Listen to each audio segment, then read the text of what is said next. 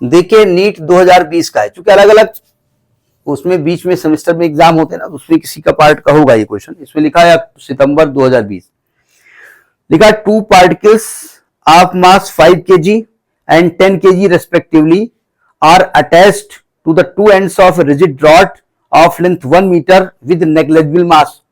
अच्छी बात है, हर क्वेश्चन में नेग्लिजिबल मास रॉड का दिया हुआ है। The centre of mass of the system from 5 kg particle is nearly at the distance of from 5 kg particle. मतलब दो पार्टिकल्स हैं, एक रॉड है। पहली बात तो एक रॉड है, रॉड की लेंथ कितनी दी हुई है? 2 particle touch to the ends of rigid 1 metre, और इसमें दो पार्टिकल हैं। एक पार्टिकल इसमें 5 kg है 5g, और दूसरे एंड पे एक 10g है। g से मल्टीप्लाई करो या ना करो, लास्ट में g का कोई रोल यहां नहीं रहेगा। फिर ये कह रहे हैं कि भाई सेंटर ऑफ मास निकालना है। मैंने माना ये सेंटर ऑफ मास है, और यहां से इसकी दूरी मान लेते हैं ये r है। कहां से दूरी ले रहे हो आप? 5 से ले रहे हो, ध्यान समझेगा। तो जब 5 से दूरी RCM मान लेते हैं, तो RCM लिखेंगे तो आपको दूरी यहां a से लेनी पड़ेगी। पहला पार्टिकल 5 का RCM से दूरी, a से दूरी कितनी है? 0 है ना,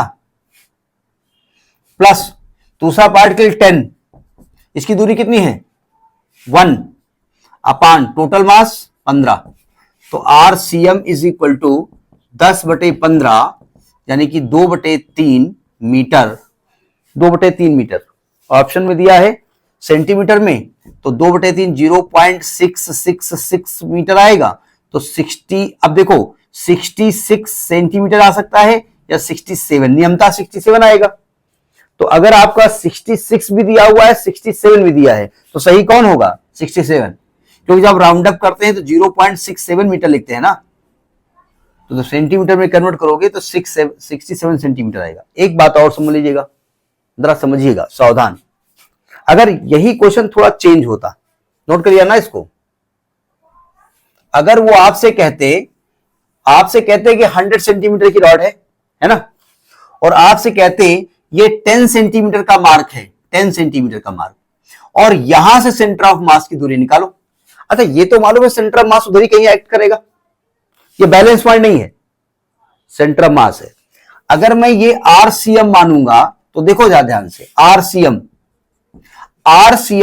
इधर है ना सेंटर ऑफ मास, तो जब आप इधर का मास लोगे तो ये निगेटिव लिखोगे, ये माइनस में लिखोगे, माइनस का 10, नहीं समझे?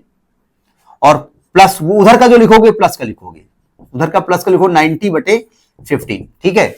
मतलब जिस पॉइंट के रेस्पेक्ट में आप सेंटर ऑफ मास निकाल रहे हो, तो सेंटर ऑफ मास की तरफ जो भी मास होंगे पॉजिटिव डिस्टेंस होगी, और जो अपोजिट होंगे वो निगेटिव डिस्टेंस होगी। तो ये ध्यान रखिएगा, न्यूमेरिकल में ये दिक्कत आती है, ठीक।